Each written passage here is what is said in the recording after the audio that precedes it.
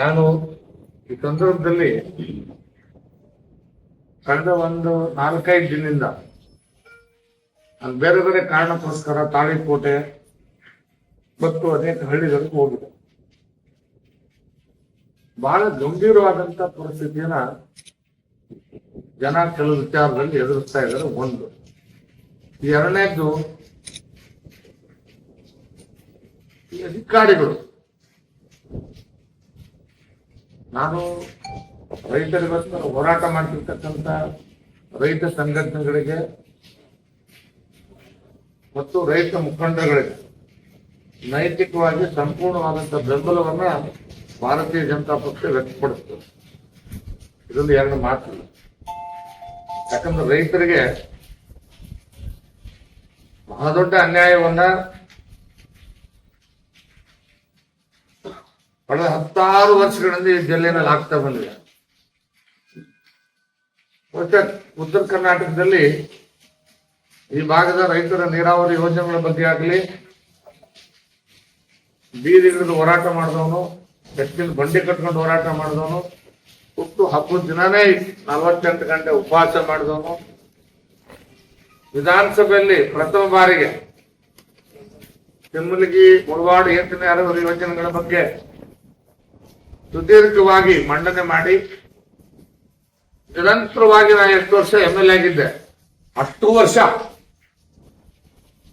ಪ್ರತಿ ಅಧಿವೇಶನದಲ್ಲಿ, ಒಂದು ಅಧಿವೇಶನ ಅಲ್ಲ, 100ಕ್ಕೆ 70%, 80% ಅನ್ಕೊಳ್ಳಿ, ಪ್ರತಿ ಅಧಿವೇಶನದಲ್ಲಿ ರೂಲ್ 69 ಮಂಡನೆ ಮಾಡೋದು ನಾನು. ಇದನ್ನ ನಾನು ರೈತ ಮುಖಂಡರಿಗೆ ಹೇಳಲಿಕ್ಕೆ ಬಯಸ್ತೇನೆ. ನಾನು ಯಾಕೆ ಅವ್ರ ಹೋರಾಟಗಳನ್ನ ಅಬ್ಸರ್ವ್ ಮಾಡ್ತಾ ಇದ್ದೆ.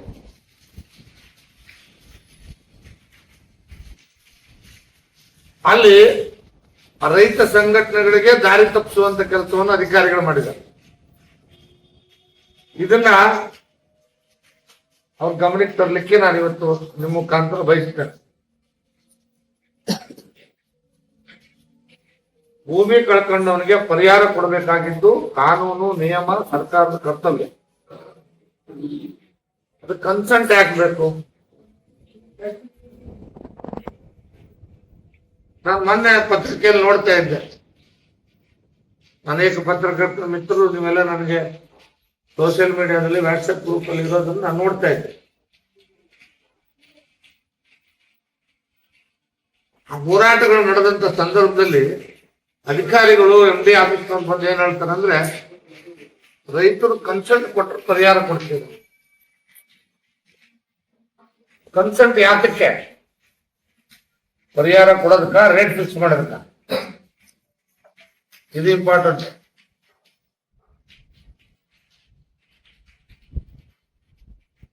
ಭೂಮಿ ರೇಟು 2012ರಲ್ಲಿ ಏನಿತ್ತು, ಈಗೇನಿದೆ, ನಾಳೆ ಏನಿರುತ್ತೆ ಯಾರಿಗೆ ಗೊತ್ತು, ನಾಳೆ ಏನಿರುತ್ತೆ ಅಂತ.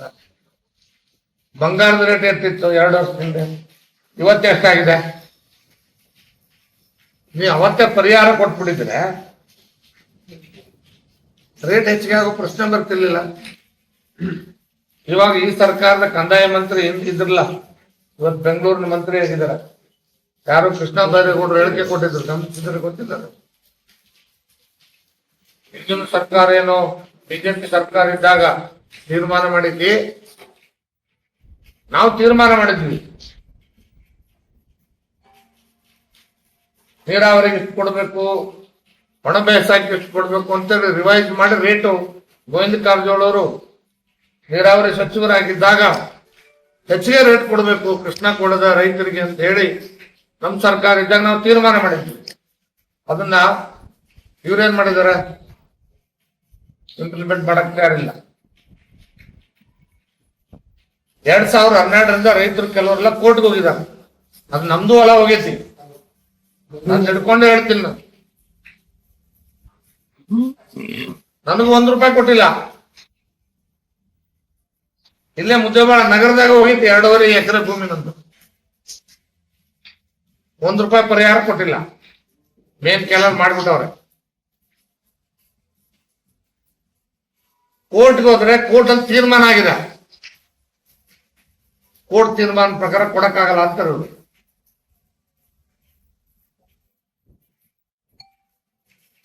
ಮತ್ತೆ ಯಾರ ಹತ್ರ ಹೋಗ್ಬೇಕು ಜನ? ಈಗ ಅವರು ಕೋರ್ಟ್ಗೆನೆ ವಾಪಸ್ಸು ರಿವಿಷನ್ ಹಾಕೊಂಡವ್ರೆ, ಕೊಡಕ್ಕಾಗಲ್ಲ ಅಂತ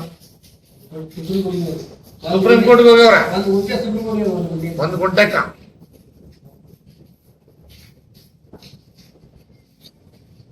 ಈಗ ಸರ್ಕಾರ ಏನ್ ಹೇಳ್ತಾ ಇದ್ರು, ಇಲ್ಲ ಇಲ್ಲ ನಾವು ರೇಟ್ ಕೊಡ್ತೀವಿ, ಇದಕ್ಕ ಕನ್ಸೆಂಟ್ ಕೊಟ್ರ ಕೊಡ್ತೀವಿ, ಇದೇ ಇದ್ರಿಲ್ಲ. ಯಾರ ಮನೆಯಿಂದ ಕೊಡ್ತೀರಿ? ಕನ್ಸೆಂಟ್ ಯಾಕೆ ಕೊಡ್ಬೇಕು ರೈತರು? ನೀವು ಭೂಮಿನ ಕ್ಯಾನಲ್ ತೆಗಿಬೇಕಾದ್ರೆ ಕನ್ಸೆಂಟ್ ತಗೊಂಡು ತೆಗಿಬೇಕು, ಪರಿಹಾರ ಕೊಟ್ಟು ತೆಗಿಬೇಕ. ಆದ್ರೆ ನಮ್ಮ ರೈತರು ನಾವೆಲ್ಲ ಆ ಸಂದರ್ಭದಲ್ಲಿ ಹೋರಾಟಗಳು ಮಾಡಿದ ಸಂದರ್ಭದಲ್ಲಿ ರೈತರ ವಿನಂತಿ ಮಾಡಿದೆ, ನೋಡಪ್ಪ ನೀರಾವರಿ ಆಗ್ಲಿ ದಯಮಾಡಿ ಅವಕಾಶ ಮಾಡಿಕೊಡಿ, ಕೆನಲ್ ಮಾಡಕ್ಕಂತ ದೊಡ್ಡ ಮಂತ್ ಮಾಡ್ಕೊಟ್ಟಿದ್ದಾರೆ. ಅವ್ರಿಗೆ ನಿಮ್ಮ ಸರ್ಕಾರದ ಅವಧಿನಲ್ಲಿ ನಿಮಗೇನು ಪರಿಹಾರ ಕೊಡಕ ಯೋಗ್ಯತೆ ಇದೆ ಕೊಡಿ, ಉಳಿದ್ ಕೊಡಕ್ಕಿಲ್ಲ ಬಿಡಿ, ಉಳಿದ್ ನಮ್ಮ ಸರ್ಕಾರ ಬಂದಾಗ ಕೊಡ್ಕತ್ತೀವಿ ನಾವು. ನೀವೇನ್ 20 ಲಕ್ಷ ಕೊಡ್ತೀಯಾ, 50 ಲಕ್ಷ ಕೊಡ್ತೀಯಾ ಎಕರೆಗೆ? ನಿಮ್ ಯೋಗ್ಯತೆ ಎಷ್ಟಿದೆ ಎಷ್ಟು ಕೊಡಿಸುವಾಗಿ ರೈತರಿಗೆ ಮೋಸ ಮಾಡೋ ತಂತ್ರ ಇದು. ನನಗೆ ಹೆಂಗ್ ಗೊತ್ತಾಯ್ತು ಅಂತ ಹೇಳ್ತೀನಿ. ಮೊನ್ನೆ ನಮ್ಮ ಮನೆಗೆ ಬಂದಿದ್ದ ಅವನು ಕಾಪಿ ತಗೊಂಡ್ಬಂದಿದ್ದ. ಯಾತಕ್ ಬಂದಿದ್ಯಪ್ಪ ಅಂದ್ರೆ KP ಜನರಲ್ ಆಫೀಸರ್. ಇಲ್ಲ ಸರ್ ನಿಮ್ ತಮ್ಮರ ಹೆಸರಲ್ಲೇ ಹೊಲ ಹೋಗಿದೆ ಇಲ್ಲಿ ಬಸವಪುರದಲ್ಲಿ ಒಂದು, ಅದಕ್ಕೆ ತಮ್ಮರ ಹೆಸರಲ್ಲೇ ಇದೆ, ಅದಕ್ಕ ಅಲ್ಲಿ ಗ್ರಾಮ ಸಭೆ ಕರೆದಿದ್ವಿ ಕನ್ಸರ್ನ್ ತಗೊಳಕ್ಕೆ ಅಂದ್ರು. ತಗೊಂಡು ಓದ್ತಿದ್ದ ನಾನು, ಯಾತಕ್ಕಪ್ಪ ಇದಕ್ಕೆ ಯಾಕಪ್ಪ ಕನ್ಸರ್ನ್ ಕೊಡ್ಬೇಕು ಅಂತ. ಯಾಕೆ ಕೊಡ್ಬೇಕು ಕನ್ಸೆಂಟ್? ನೀನು ಇವತ್ತು ಇರ್ತೀವ್ಯಾ, ಸರ್ಕಾರ ನಾಳೆ ಹೋಗ್ತದೆ, ನೀನು ಕೊಡೋ ಯೋಗ್ಯತೆ ಇದ್ರೆ ದುಡ್ಡು ಕೊಡು. ಕೊಡಕ್ ಆಗದೆ ಹೋದ್ರೆ ಮುಂದಿನ ಸರ್ಕಾರ ಬಂದಾಗ ಕೊಡ್ತು. ಈಗಲೇ ಅವ್ರು ರಿಸ್ಟ್ರಿಕ್ಟ್ ಮಾಡ್ತಾವ್ರೆ, ಇದೇ ರೇಟ್ಗೆ ನಿಮ್ದು ಒಪ್ಪಿಗೆ ಇದೆ ಅಂತ ಒಪ್ಪಿಗೆ ಪತ್ರ. ಅದು ಕನ್ಸೆಂಟ್ ಅಂದ್ರೆ ಏನರ್ಥ? ಒಪ್ಪಿಗೆ ಪತ್ರ. ಯಾತಕ್ಕೆ ಒಪ್ಪಿಗೆ? ರೇಟ್ಗೆ ಒಪ್ಪಿಗೆ. ಅಂದ್ರೆ ರೈತನ ಕಟ್ಟಾಕೋದು ಕೋರ್ಟ್ ಅಲ್ಲಿ. ಈಗೇನ್ ಸುಪ್ರೀಂ ಕೋರ್ಟ್ ಹೋಗಿದ್ದಾರೆ, ಸರ್ಕಾರದ ರಾಜಕೀಯ ಬಗ್ಗೆ ಸರ್ಕಾರಕ್ಕೆ ಪರಿಹಾರ ಕೊಡೋ ಯೋಗ್ಯತೆ ಇಲ್ಲ ಅವ್ರಿಗೆ, ಸುಪ್ರೀಂ ಕೋರ್ಟ್ ಹೋಗಿದ್ದಾರೆ. ಈ ಊರಿನಲ್ಲಿ ಬಹಳ ಜನ ಲಾಯರ್ಗಳಿದ್ದಾರೆ, ಎಲ್ರಿಗೂ ಗೊತ್ತಿದೆ, ಅವರೆಲ್ಲ ಕೇಸ್ ತಗೊಂಡು ನಡೆಸ್ತಾ ಇದಾರೆ. ಹೈಕೋರ್ಟ್ಗೆ ಬೆಲೆ ಕೊಡ್ತಾ ಇಲ್ಲ ಅವರು. ಈಗ ಏನ್ ಹೇಳ್ತಾರೆ ಅಲ್ಲಿ ಸುಪ್ರೀಂ ಕೋರ್ಟ್ ಅಲ್ಲಿ, ಈ ಸಿಗಾಕೊಳ್ತಾರೆ ಇವರು ಸುಪ್ರೀಂ ಕೋರ್ಟ್ ಅಲ್ಲಿ ಹೈಕೋರ್ಟ್ ಅಲ್ಲಿ. ಅದಕ್ಕೆ ನಾವು ರೈತರು ಕನ್ಸಲ್ಟ್ ಕೊಟ್ಟವ್ರ ಸ್ವಾಮಿ ನಮ್ಗೆ ರೇಟ್ ಕೊಡ್ತೀವಿ ಅಂತ. ಅಂದ್ರೆ ನಾಳೆ ಯಾರು ಹೆಚ್ಚುವರಿ ರೇಟ್ ಕೇಳಿರಬಾರ್ದು. ನಾನು DK ಶಿವಕುಮಾರ್ ಅವರು ಮುಖ್ಯಮಂತ್ರಿ ಕೇಳಿಕ್ ಬಯಸ್ತೇನೆ. ಮತ್ತೆ ಬಿಡುಗಿನಲ್ಲಿ 2.5 ಕೋಟಿ ಕೊಡಕ್ ಬರುತ್ತಾ ನಿಮ್ಗೆ ಸರ್ಕಾರಕ್ಕೆ? ಬೇಡ ಅಂತ ಇದಾರೆ ಅವ್ರು ರೈತರಲ್ಲಿ. ಅಲ್ಲಿ ನಾನು 2.5 ಕೋಟಿ ಕೊಡ್ತೀನಿ ಅಂತೀರಿ. ಅಂದ್ರೆ ಈಗ ಬಿಡುಗಿನಲ್ಲಿರೋದು ರೈತರ ಭೂಮಿನೇ, ಮುದ್ದೆಮಾಳದಲ್ಲಿರೋದು ರೈತರ ಭೂಮಿನೇ ತಾನೆ. ಇಲ್ಲಿ ಕೊಡಿ. ಏನ್ ದೊಡ್ಡ ಮಾ ಏನೊಂದು ಲಕ್ಷಾಂತರ ಎಕರೆ ಹೋಗಿದ್ಯಾ?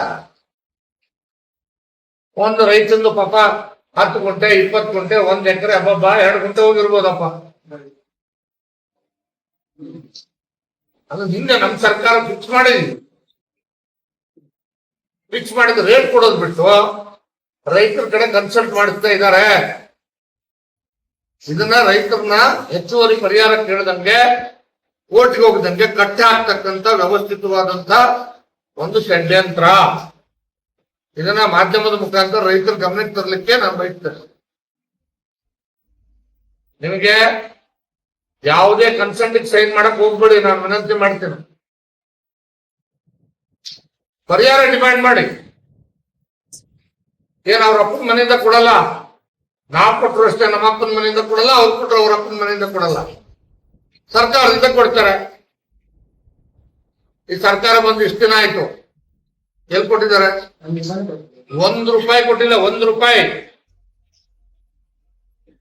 ನೀರಾವರಿ ಯೋಜನೆ ಸಂಪೂರ್ಣ ನಿಂತೋಗಿದೆ.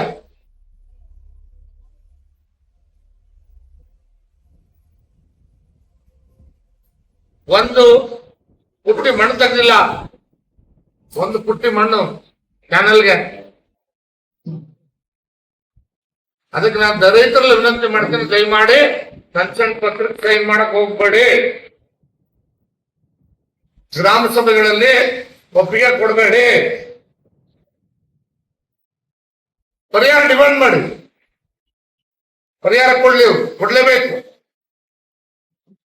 ನಾನು ಇವತ್ತು ಪತ್ರಿಕೆಯಲ್ಲಿ ನೋಡಿದೆ, ನನ್ನ ಮಾಧ್ಯಮ ಸ್ನೇಹಿತರು ಕಟಿಂಗ್ ಹಾಕಿದ್ರೆ ನೀವೇ ನಂಗೆ ಬಂದು ನೋಡಿದೆ. ಲೆಕ್ಕದಲ್ಲಿ ರೈತರಿಗೆ ಕೊಟ್ಟು ಮಾಡಬೇಕು. ಹಾಗಂತ ನಾ ಕಾಲುವೆ ಮಾಡಿ ತಪ್ಪು ಅಂತ ಹೇಳಲ್ಲ. ನಾನು ರೈತರಲ್ಲಿ ವಿನಂತಿ ಮಾಡ್ತೇನೆ, ದಯಮಾಡಿ ನೀರು ಹರಿಯುವಂತ ಕಾಲುವೆಗಳನ್ನ ಯಾವನು ಬಂದ್ ಮಾಡಕ್ ಹೋಗ್ಬೇಡಿ. ಆಗಡೆ ನೀವು ಮಲಗಲ್ಲಿ ಕಾಲುವೆ ಹಾಕ್ಬಿಟ್ಟಿದ್ದಾರೆ, ನೀರು ಹೋಗ್ತಾ ಇದೆ. ಪಾಪ ಅಲ್ಲಿ ಈಗಾಗಲೇ ಮಳೆ ಬೇರೆ ಇಲ್ಲ, ಕೆರೆಗಳು ತುಂಬಿದ್ರೆ 4 ಜನಕರುಗಳಿಗೆ ನೀರು ಹಾಕ್ತಾರೆ. ಇರುವಂತ ಚಾನೆಲ್ಗಳನ್ನ ಅಡ್ಡೋದಾಗ್ಲಿ ಅಡ್ಡಾಕೋದಾಗ್ಲಿ ದಯಮಾಡಿ ಮಾಡಬೇಡಿ ಅಂತ ನನ್ನ ಕೈ ಮುಗಿದು ನನ್ನ ತಾಲೂಕಿನ ರೈತರಲ್ಲಿ ವಿನಂತಿ ಮಾಡ್ತೀನಿ. ಅದೇ ಧ್ವನಿಯಲ್ಲಿ ತಕ್ಷಣ ಅವ್ರಿಗೆ ಪರಿಹಾರ ಕೊಡ್ಬೇಕಂತ. ನಿಮ್ಗೆ ಎಷ್ಟಾಗತ್ತೆ ಅಷ್ಟು ಕೊಡ್ರಿ. ನಿಮ್ ಸರ್ಕಾರದಲ್ಲಿ ಏನು ಎಕರೆಗೆ 50 ಲಕ್ಷ ಕೊಡ್ತೀರಾ, 25 ಲಕ್ಷ ಕೊಡ್ತೀರಾ, 10 ಲಕ್ಷ ಕೊಡ್ತೀರಾ, ಕೊಡಿ. ಉಳಿದಿದ್ದು ನಾವೆಲ್ಲ ಕೊಡ್ಬೇಕು. ನ್ಯಾಯ ಎಲ್ಲೇ ಹೋಗ್ಬೇಕು. ನ್ಯಾಯ ಕೇಳ್ಬೇಕಾಗಿ ನ್ಯಾಯಾಲಯದಲ್ಲಿ ಇರ್ತಾನೆ, ಇಲ್ಲಿ ಸರ್ಕಾರದಲ್ಲಿ ಕೇಳ್ತಾರೆ. ನನಗೆ ಅನ್ಯಾಯ ಆಗಿದೆ ಅಂದ್ರೆ ಎಲ್ಲ ನನಗೆ ಅವಕಾಶ ಇದೆ ಕಾನೂನು ಪ್ರಕಾರ, ನಾವು ಹೋಗ್ತೇನೆ. ನಿನ್ ಯಾಕೆ ಸಂಚನ್ ಕೊಡ್ಬೇಕು? ನಾನು ಇವತ್ತು ಸರ್ಕಾರ ಇದೆ, ನಾಳೆ ಹೋಗ್ತದೆ, ಮತ್ತೆ ಇನ್ನೊಂದು ಸರ್ಕಾರ ಬರ್ತದೆ. ನಿನಗೆ ಕೊಡೋ ಯೋಗ್ಯತೆ ಇಲ್ಲ ಅಂದ್ರೆ ಮುಂದಿನವ್ರು ಕೊಡ್ತಾರೆ. ಇದು ಬಹಳ ಇಂಪಾರ್ಟೆಂಟ್ ಆಗಿರೋದು.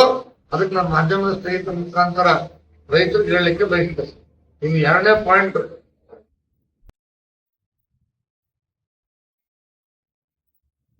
ನೋಡಿ, ಎಂಟೈರ್ ತಾಲೂಕಿನಲ್ಲಿ ಹಿಂದೆ MLA ಆಗಿದ್ದಾಗ ಸ್ಟಾರ್ಟಿಂಗ್ MLA ಆದ ತಕ್ಷಣ 2 ತಾಸು 3 ತಾಸು ಕರೆಂಟ್ ಬರ್ತಿದ್ವಿ. ನಾ ಬಂದ್ಮೇಲೆ 110 KV ಸ್ಟೇಷನ್ ಮಾಡಿದ್ರೆ 220 KV ಸ್ಟೇಷನ್ ಮಾಡಿದ್ರೆ ಒಂದೇ ಒಂದು ಬಾಕಿ ಉಳಿದಿತ್ತು. ಏನು? ಸಪರೇಟ್ ಫೀಡರ್ ಮಾಡೋದು.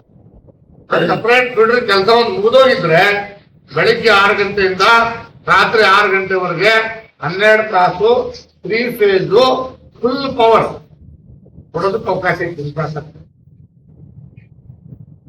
ಇವತ್ತು ನಮ್ಮ ರೈತರನ್ನ ನಂಬೋಸ್ತಾ ಇದ್ರಲ್ಲ. ಕಾರಣ ಏನಂದ್ರೆ ನನ್ನನ್ನು ಸೋಲಿಸಿದಕ್ಕೆ ಈ ಪರಿಸ್ಥಿತಿ ಅನುಭವಿಸ್ತಾ ಇದ್ದಾರೆ. ಒಂದು ಇದಾದ್ರೆ ಎಷ್ಟೊತ್ತು ಮುಗ್ದೋಗ್ಬಿಡ್ತಿರ್ಬೇಕಂತ ನಾನು ಅಪ್ರೂವ್ ಮಾಡ್ಕೊಂಡು ತಂದಿದ್ದೆ. 2ನೇದು, ಇವತ್ತು ನಿನ್ನೆ ತಾಳಿಕೋಟಿಗೆ ಹೋಗಿದ್ದೆ. ಅರ್ಧ ಗಂಟೆ ಒಂದ್ಸರಿ ಕರೆಂಟ್ ತೆಗೆದು, ಅರ್ಧ ಗಂಟೆ ಒಂದ್ಸರಿ ಕರೆಂಟ್ ತೆಗೆದು. ಹಳ್ಳಿಗಳಲ್ಲಂತೂ ಕರೆಂಟೇ ಇಲ್ಲ. ಆಮೇಲೆ ಒಳದಂಡಿ ಭಾಗದ ಪಾಪ ಕಬ್ಬು ಹಾಕೊಂಡವ್ರೆ. ಈ ಭಾಗ ಎಲ್ಲ ಎಲ್ಲೆಲ್ಲಿ ಕಬ್ಬು ಹಾಕೊಂಡವ್ರೆ. ಇಡೀ ತಾಲೂಕಿನಾಗ ಅಲ್ಲೆಲ್ಲೇ ಬೋರ್ ಹಾಕೊಂಡು ಏನೋ ಕೆರೆ ತುಂಬಿದ್ವಿ, ಅದಕ್ಕೇನೋ ಅಂತದ್ದೆಲ್ಲ ಹೆಚ್ಚಿಗೆ ಬರ್ತದೆ ಅಂತ ಕಬ್ಬು ಹಾಕೊಂಡವ್ರೆ. ಆ ಕಬ್ಬು ಉಳಿಸ್ಕೋಬೇಕು ಅಂದ್ರೆ ಕರೆಂಟ್ ಇಲ್ಲ. ಮತ್ತೆ ಕರೆಂಟ್ ಎಷ್ಟು ಗಂಟೆಗೆ ಬಿಡೋದು? ರಾತ್ರಿ 2 ಗಂಟೆಗೆ. ರಾತ್ರಿ 2 ಗಂಟೆಗೆ. ಆಮೇಲೆ TCಗಳು ಇಲ್ಲಿ ಆ TC ರಿಪೇರಿ ಸ್ಟೇಷನ್ ನಾನಿದ್ದಾಗ 4 TC ಕೂಡ ಇರ್ತಿರ್ಲಿಲ್ಲ ರಿಪೇರಿ ಮಾಡೋದು. ಈಗ ಎಲ್ಲಾ TCಗಳ ಮುಂದೆ ಹೋಗಿ ನೋಡಿದ್ವಿ, 100 TCಗಳು ಬಿದ್ದವಲ್ಲ. ರಿಪೇರಿ ಮಾಡೋ ಗತಿ ಇಲ್ಲ. ರಾತ್ರಿ 2 ಗಂಟೆ ಕರೆಂಟ್ ಕೊಡೋದು, ಕೊಟ್ಟರೆ 2 ಗಂಟೆ 1 ಗಂಟೆ ಕರೆಂಟ್ ನಾಚೆ ಆಗಲ್ಲ.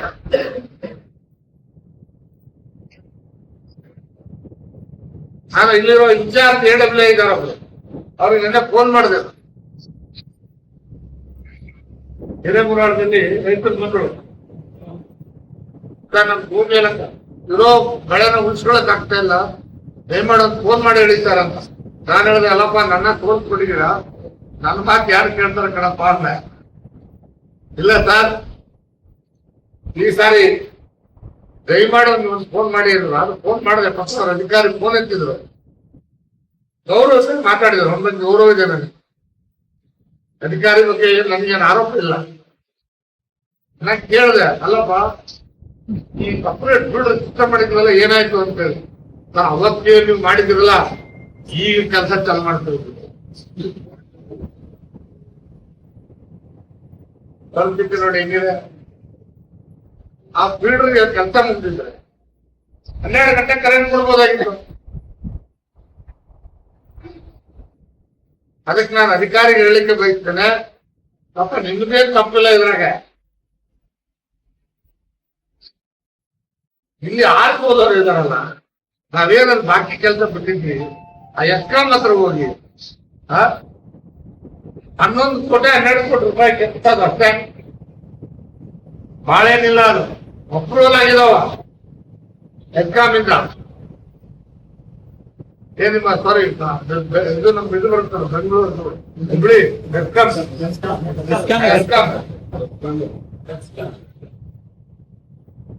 ಅದೇ ಅವನು ಅಧಿಕಾರಿಗಳಿಗೆ ಮಾತಾಡಿ ಕೆಲಸ ಮಾಡ್ಬೇಕಾದ್ರೆ.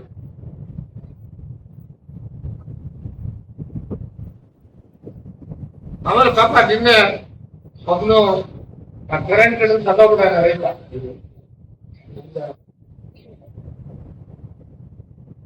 ಅದರಲ್ಲಿ ಪಾಪ ಲೈನ್ ಮಂದಿ ಏನ್ ತಪ್ಪಿಲ್ಲ, ನಾನು ಅಂದ್ಮೇಲೆ ಆರೋಪ ಇಲ್ಲ. ಯಾವ್ದೋ ಒಂದು ಕಾರಣಕ್ಕಾಗಿದೆ, ಆಗಿಲ್ಲ ಅಂತಲ್ಲ. ಪಾಪ ಒಂದ್ ಕಡೆ ಯಾರ್ಯಾರು ಅಧಿಕಾರಿಗಳು ಮದ್ದತ್ ಅಂತೇಳಿ ಒಂದು FIR ಮಾಡಿಸ್ಕೊಂಡವ್ರು, ಅವ್ರು ಕೇಳಿದಂಗೆ ಮಾಡಿಸ್ಕೊಳ್ಳಿ, ನಮ್ದೇನು ಅಭ್ಯಂತರ ಇಲ್ಲ. ಆದ್ರೆ ಅವನಿಗೆ ಆಕಸ್ಮಿಕ ಅಪಘಾತ ಆಗಿದೆ ಅಂತ ಮಾಡಿದ್ರೆ ಅವ್ರಿಗೆ ಪರಿಹಾರ ಸಿಗ್ತಿತ್ತು. ಇದು PSI ನಾಚಿಕೆ ಬುದ್ಧಿ ಇದೆ ಅವ್ರಿಗೆ.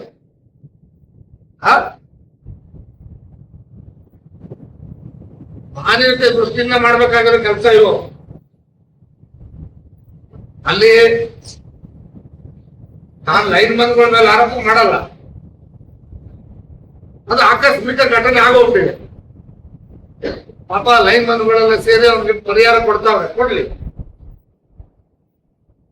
ಏನೋ ಬಡ ರೈತ 1 ಎಕರೆ ಜಮೀನಿದೆ, ಲೈನ್ ಮನ್ ಮಾಡ್ಬೇಕಾದ ಕೆಲಸ ಅವ್ನು ಮಾಡಕ್ ಹೋಗಿ ಸತ್ತೋಗ್ಬಿಟ್ಟಿದ್ದಾನೆ. ಮಾನವೀಯತೆ ದೃಷ್ಟಿಯಿಂದ ನಾವು ಸಹಾಯ ಮಾಡ್ಬೇಕು ಅಂತ ಹೇಳಿ ಲೈನ್ ಮನ್ಗಳೆಲ್ಲ ಸೇರ್ಕೊಂಡು ಅವನಿಗೊಂದು ಕುಟುಂಬದ 10 ಲಕ್ಷ ಸಹಾಯ ಮಾಡ್ತಾ ಇದ್ದಾರೆ ಅಂತ ಹೇಳಿ ಇನ್ನೊಂದು ಕುಟುಂಬ ಭೇಟಿ ಹಾಕೊಂಡಿದ್ದಾರೆ. ಅಲ್ಲ, ನೀನ್ PSI ಗೆ CPI ಬುದ್ಧಿ ಬೇಡ, ಏನ್ ಬರ್ಸ್ಬೇಕಾಗಿದೆ FIR ಅಲ್ಲಿ?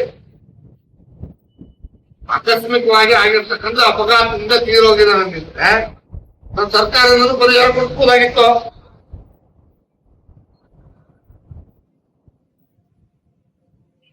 ಇಷ್ಟು ಬುದ್ಧಿ ಬೇಡ.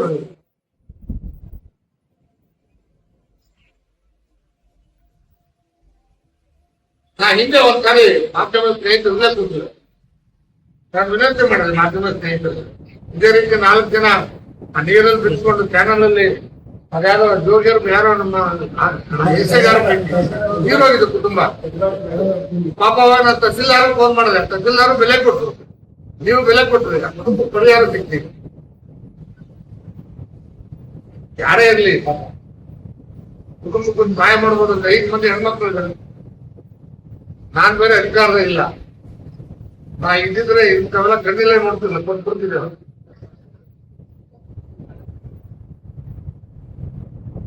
ಶಾಸಕರು ಹೇಳಿಕೆ ಬಯಸ್ತಾರೆ, ನಿಮ್ಮ ಅಧಿಕಾರಿಗಳಿಗೆ ಹೇಳಿ ಸರಿ ಮಾಡಿಸಿ, ಪಾಪ ಕುಟುಂಬಗಳಿಗೆ ಸಹಾಯ ಮಾಡಿ.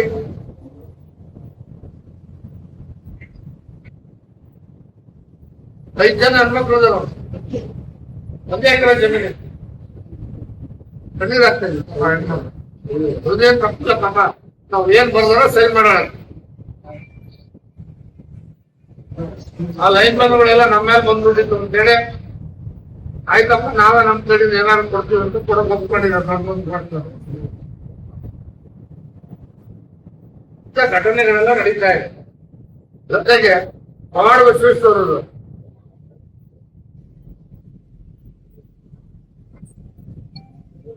ಪೊಲೀಸರು ಏನ್ ಮಾಡ್ತಾ ಇದ್ರಿ, ಇದೆಯಾ ಲಾಂಡ್ ಆರ್ಡರ್? ಲಕ್ಷಾಂತರ ಜನ ಭಕ್ತರಿದ್ದಾರೆ ಆ ದೇವಸ್ಥಾನಕ್ಕೆ,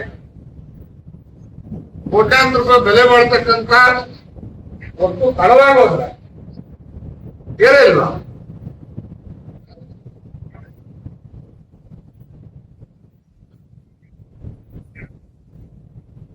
ಇವ್ರ MLA ಬಂದ್ರೆ ಏನು ಏನು ಬೇಗ ಹಿಡಿಬೇಕಾರೆ ಕಳ್ರಲ್ಲ ಇಂಪಾರ್ಟೆಂಟ್ 4 ವಿಚಾರ ನಮ್ಮ ಮಾಧ್ಯಮ ಸ್ನೇಹಿತರು ತಿಳಿಸ್ಬೇಕು. ಇನ್ನೂ ಬಹಳಷ್ಟು ಇದಾವೆ. ಒಂದು ಕರೆಂಟ್, ಒಂದು ರೈತರು ಕಂಕಣ್ ತಗೊಂಡು, ಮತ್ತೆ ಇನ್ನೊಂದು ಕಂಕಣ್ ದುಡ್ಡು ಪರಿಹಾರ ಕೊಡ್ತಾ ಇಲ್ಲ ಅವರು. ಅವ್ರೇನ್ ಹೇಳ್ತಾರೆ, ಕಂಕಣ್ ಕೊಡಿ ಸರ್ಕಾರ ಕೊಡ್ತಾರೆ. ಇದ್ರಲ್ಲಿ ನಾನು ಅಧಿಕಾರಿಗಳು ಬೈಲಿಕ್ಕೆ ಹೋಗಲ್ಲ. ಇದ್ರಲ್ಲಿ ಅಧಿಕಾರಿಗಳು ತಪ್ಪಿಲ್ಲ. ಸರ್ಕಾರ ವ್ಯವಸ್ಥಿತವಾಗಿ ಕಾಂಗ್ರೆಸ್ ಸರ್ಕಾರ ರೈತರು ದಾರಿ ತಪ್ಪುತ್ತಾ ಇದೆ. ಆಮೇಲೆ ಕೆಲವರಿಗೆ ಇದ್ರ ಬಗ್ಗೆ ನಾಲೆಜ್ ಇಲ್ಲ. ಅವ್ರು ಯಾರೋ ಪಾಪ ರೈತ ಲೀಡರ್ಗಳು ಬಂದಾಗ ಅವ್ರು ಹೇಳ್ತಾರೆ, ಅವ್ರು ಆಯ್ತಪ್ಪ ನೀವು ಸಂತೋಷ ಕೊಡ್ರಿ ಅಂತ ಹೇಳ್ತಾರೆ. ಪಾಪ ಇವ್ರಿಗೆ ಗೊತ್ತಿಲ್ಲ ಕಾಣ್ತದೆ ಕೆಲವರಿಗೆ. ನಾನು ಕೇಳಿ ನನಗೆ ಆಶ್ಚರ್ಯ ಆಯ್ತು, ಯಾರು ತಪ್ಪುಗಳು ಮಾಡ್ತಾ ಇದ್ದಾರೆ. ನಾನು ಅವ್ರು ತಪ್ಪು ಅಂತ ಹೇಳಲ್ಲ. ರೈತರ ಪರ ಹೋರಾಟ ಮಾಡಿದ್ರೆ ಇನ್ನೂ 10 ಹೋರಾಟ ಮಾಡಿ ನಮ್ದು ಮೊದಲಾಗಿದೆ. ಆದ್ರೆ ಕಂಟೆಂಟ್ ತಗೊಳ್ಳೋದು ತಪ್ಪು, ಪರಿಹಾರ ಕೊಡೋದು. ನಿಮ್ದೇನಿದೆ ನಿಮ್ಮ ಸರ್ಕಾರದ ಏನ್ ಕೊಡ್ಬೇಕಂತ ಕೊಡ್ರಿ, ಉಳಿದು ನ್ಯಾಯಾಲಯಕ್ಕೆ ಹೋಗ್ತೀವಿ. ಇವತ್ತಿನ 4 ವರ್ಷಕ್ಕೆ ತಗೊಂತ ನಮ್ಮ ರೈತರು. ಇದನ್ನ ಮಾತ್ರ ಹೇಳಿಕ್ಕೆ ಬಯಸ್ತೇನೆ, ಆದಷ್ಟು ಬೇಗ ಈ ಭಾಗದಲ್ಲಿ ನಾನು ಹಳ್ಳಿಗಳಿಗೆ ಪ್ರವಾಸ ಮಾಡೋದಿದೆ. ಜನರ ಸ್ಥಿತಿಗತಿ ಏನಿದೆ ಅಂತ ಹೇಳಿ ಎಲ್ಲ ಹಳ್ಳಿಗಳಿಗೆ ಪ್ರವಾಸ ಮಾಡ್ತೀನಿ.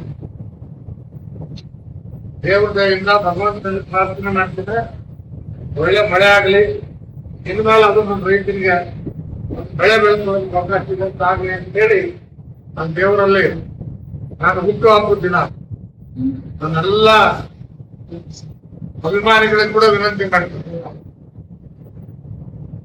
ಆ ದೇವರಲ್ಲಿ ಅರ್ಚನೆ ಮಾಡಿ, ರೈತನ ಹೆಸರ ಮೇಲೆ ಅರ್ಚನೆ ಮಾಡಿ. ಪ್ರತಿ ಹಳ್ಳಿಗಳಲ್ಲಿರ್ತಕ್ಕಂಥ ನನ್ನ ಅಭಿಮಾನಿಗಳು ಯಾರಿದ್ರಿ, ಪ್ರತಿ ದೇವಸ್ಥಾನದಲ್ಲಿ ಪೂಜೆ ಮಾಡಿ, ಅರ್ಚನೆ ಮಾಡಿ, ರೈತನ ಹೆಸರ ಮೇಲೆ ಮಾಡಿ, ಜಾನುವಾರುಗಳ ಹೆಸರ ಮೇಲೆ ಮಾಡಿ. ಭಗವಂತ ಮನುಷ್ಯನ ಕಷ್ಟ ಒಂದ್ ಕಡೆ ಇರ್ಲಿ, ಪ್ರಾಣಿ ಪಕ್ಷಿಗಳಿಗೆ ಕಷ್ಟ ನೋಡಿ ಆದ್ರೂ ಕೂಡ ಮಳೆ ಕೊಡಪ್ಪ ಅಂತ ಹೇಳಿ ಭಗವಂತನಲ್ಲಿ ಪ್ರಾರ್ಥನೆ ಮಾಡ್ಬೇಕು ಅಂತ ಹೇಳಿ ನಾನು ಮಾಡ್ತೇನೆ.